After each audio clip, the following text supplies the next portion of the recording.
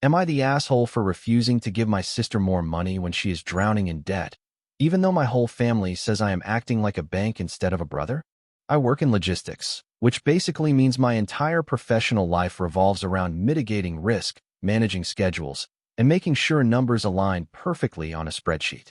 I have been at my company for 5 years. I live alone in a modest apartment. I keep my expenses aggressively low, and I have spent the last few years building a solid financial safety net. It is not private island wealth, but it is enough that if my car breaks down or I lose my job, I won't end up on the street. That security means everything to me. My older sister is 32, and she operates on the exact opposite end of the spectrum. To be entirely fair to her, she is the kind of person who lights up a room. She has this magnetic, chaotic warmth. When our dad passed away a few years ago, she was the one who kept the family from completely falling apart. She would show up at my apartment with terrible takeout just to make sure I was eating, and she is the absolute favorite aunt to all our cousins' kids because she actually gets down on the floor and plays with them. People are naturally drawn to her. But financially, she is a disaster. She treats money like it burns her hands. She has bounced between a dozen different career paths: retail management, event planning, real estate, dog walking, and every single one ends the same way. She gets bored or overwhelmed, quits, and immediately needs a bailout.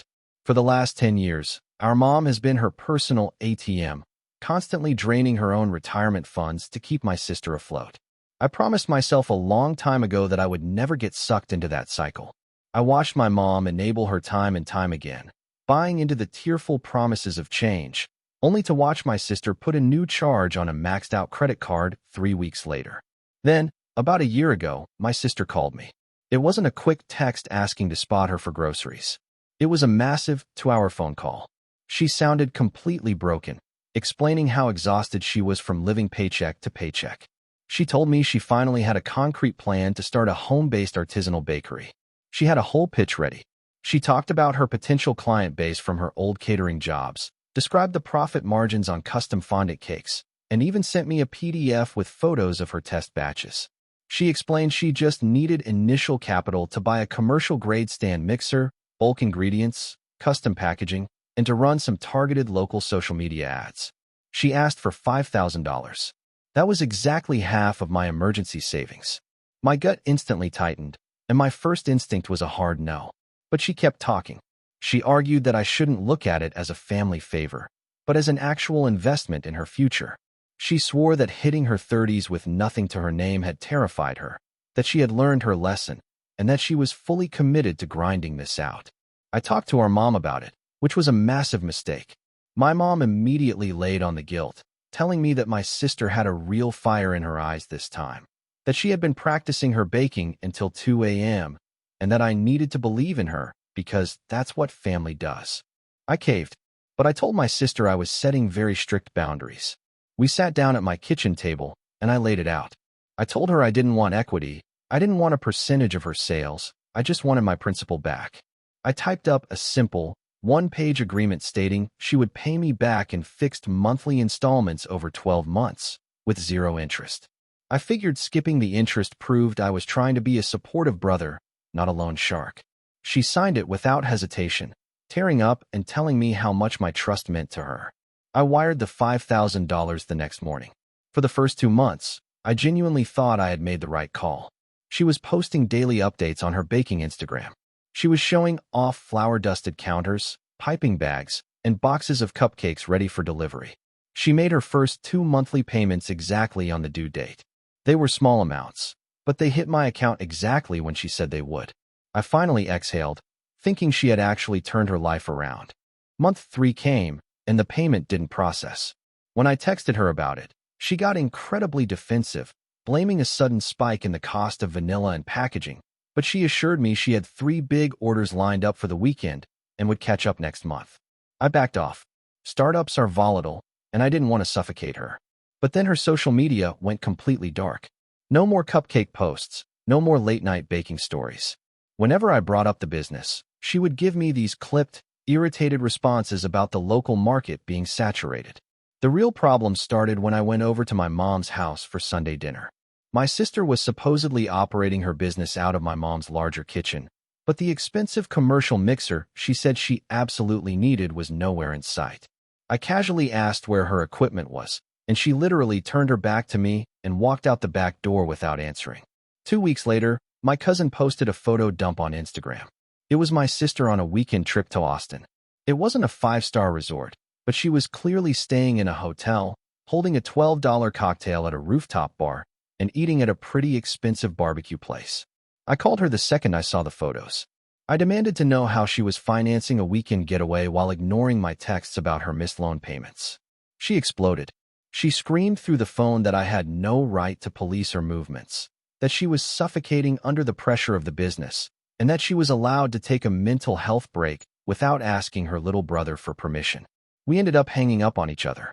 She completely ignored my existence for the next 4 months, and the payments officially stopped. Then came the midnight phone call 2 weeks ago.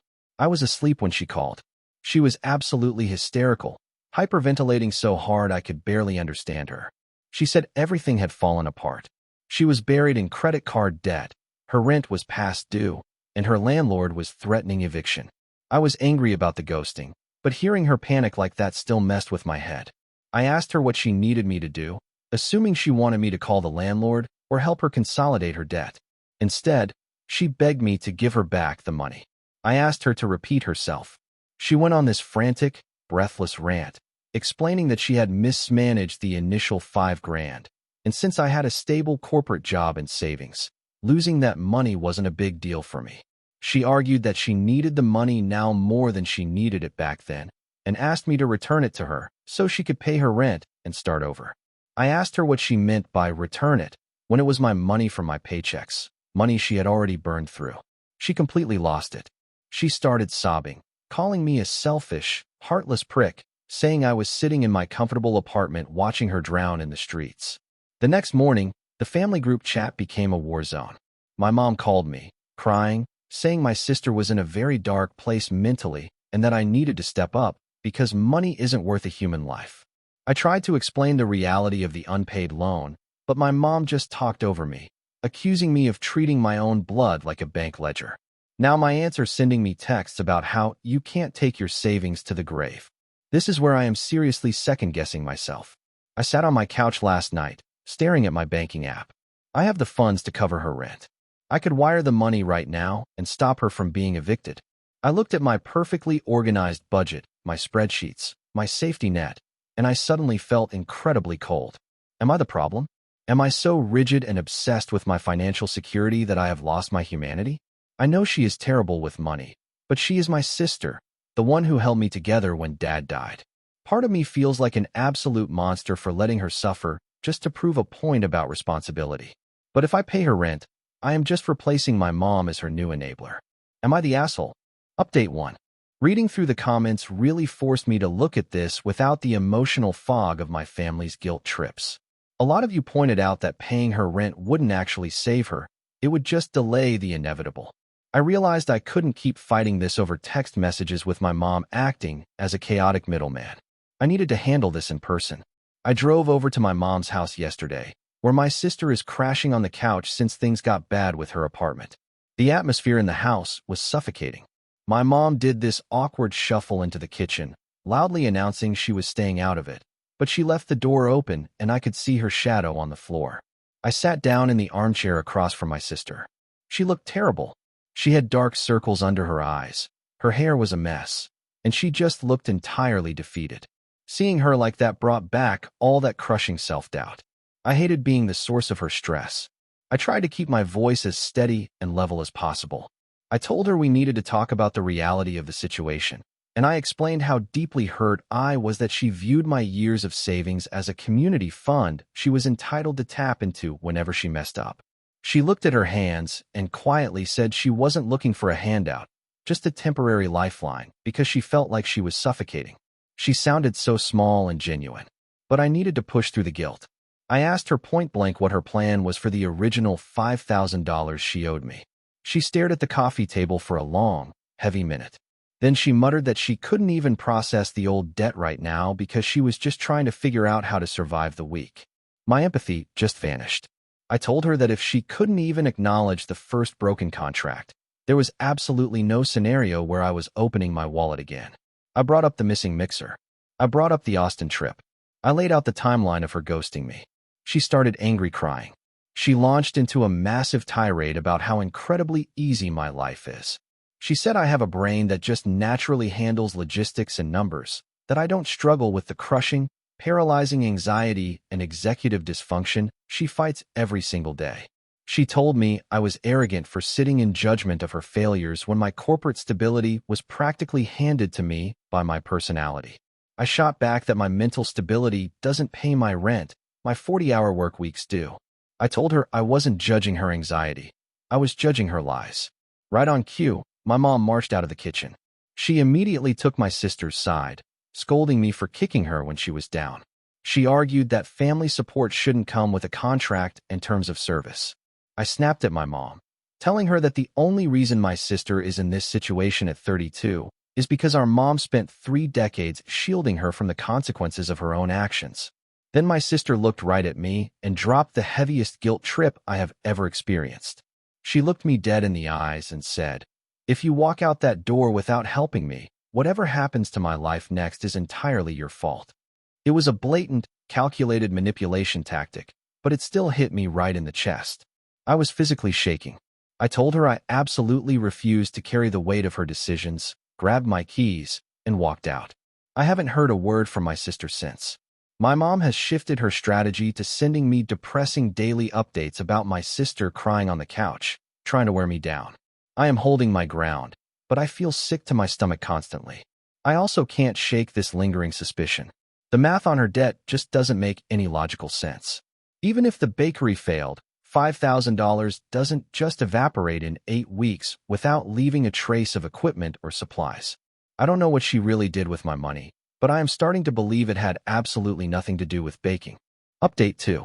It has been roughly 8 months since that massive blowout at my mom's house. I debated writing this final update because real life doesn't tie up loose ends perfectly. There is no grand apology, no sudden moment of clarity where everyone hugs it out. It is just messy. But a few months ago, I finally figured out exactly where my money went, and I think I need to write this out just to fully close the door on it. I was doing my quarterly budget review, sitting at my computer looking at my transaction software. I have an app that aggregates all my accounts and allows me to search historical data. Out of a morbid, nagging curiosity that had been bothering me for months, I scrolled all the way back to the exact date I wired my sister the $5,000. Up until that point, I had never actually looked at her public Venmo feed or tried to track her spending, because despite everything, I had trusted her initial pitch. I started digging. It wasn't even that hard, which almost makes it worse. I pulled up her public Venmo profile on my phone and cross-referenced the dates. The very same day the wire hit her bank account, literally within a 4-hour window, she made a massive withdrawal.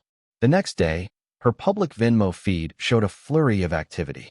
None of the transactions had emojis for baking, ingredients, or equipment.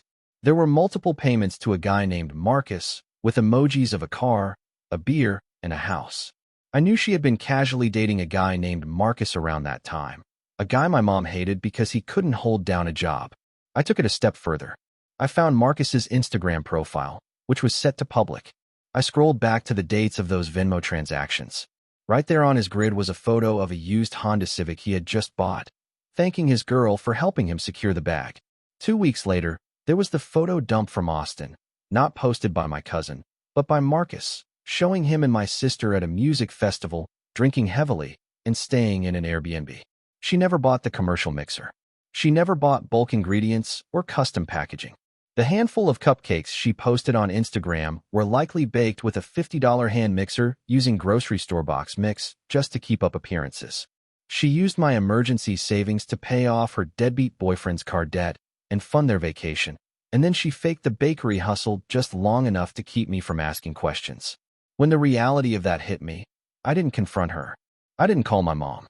I just sat in the dark in my office chair for a long time, staring at the glowing screen. The anger I expected to feel wasn't there. It was just a deep, hollow exhaustion. Calling her out would just trigger another screaming match, another round of denials, and another wave of my mom making excuses for her. The truth didn't actually change anything. It just confirmed what I already knew.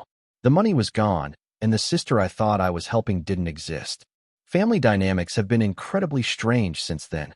For months, nobody mentioned the money. Surprisingly, my sister eventually got a basic, entry-level job doing remote customer service data entry. She has actually kept it for 6 months now. It is completely mundane work, but for her, holding down a regular schedule for half a year is unprecedented. My mom proudly told me a few weeks ago that my sister bought a physical ledger book and is manually writing down every single dollar she spends at the grocery store. It hurts a little bit to realize she is finally learning basic financial literacy, and I wasn't the one who could help her do it. She had to completely hit a wall and burn her bridges to figure it out. We finally saw each other in person last month for my uncle's birthday barbecue at my mom's house. I was dreading it, sweating through my shirt on the drive over. I expected passive-aggressive comments or glaring from across the yard. But when I walked into the backyard, it was just entirely normal. We made brief eye contact, said a stiff hello, grabbed plates of potato salad, and navigated around each other. The vibe wasn't toxic, but it wasn't warm either. It was just deeply, carefully neutral. Later in the evening, I went into the kitchen to grab a beer from the fridge. She was standing by the sink, rinsing off plates. We were completely alone. The silence between us was so thick it felt heavy. I grabbed my drink, pushed the fridge door shut, and turned to walk out. We talked about the humidity. We talked about traffic on the highway. Totally surface level, meaningless garbage. And then, out of nowhere, while staring at the soapy water in the sink, she quietly muttered, "I know I completely screwed up with you." She didn't cry. She didn't offer to pay me back. She didn't apologize for the lies, or Marcus, or the guilt trips. She just acknowledged the wreckage. I stood there for a second, looking at her back. I didn't forgive her. I didn't tell her it was okay. I just said, yeah. I walked out the back door and rejoined the party. Since then, we see each other at major holidays. We do not talk about the money, ever. But the entire dynamic of our relationship has fundamentally shifted. She used to constantly beg me to cover her coffee or spot her $20 for gas when we were out. She hasn't asked me for a single dime since that blowout. Even my mom has backed off her. They seem more like two polite roommates now than an ATM and a dependent. I would be lying if I said I was completely over it. For a long time, I was furious. I snapped at my coworkers. I resented my mom for making me feel guilty, and I hated logging into my bank account. But eventually, the anger just sort of faded into the background noise of my life. A few weeks ago, I was looking at my savings account, seeing the permanent dent where that $5,000 used to be. And for the first time, it didn't ruin my entire day. It just felt like an expensive, painful tax I had to pay to finally draw a permanent boundary with my family. We are never going to have a perfect relationship. I will never lend her money again, and a part of me will always harbor some deep resentment for how easily she manipulated my trust to fund her boyfriend's lifestyle. But we are surviving. It is messy. It is uncomfortable. The silence between us is still heavy sometimes. But it is reality, and I am finally at peace with it. What would you have done in this situation? Let me know in the comments. Don't forget to subscribe for more Reddit stories. Thanks for watching.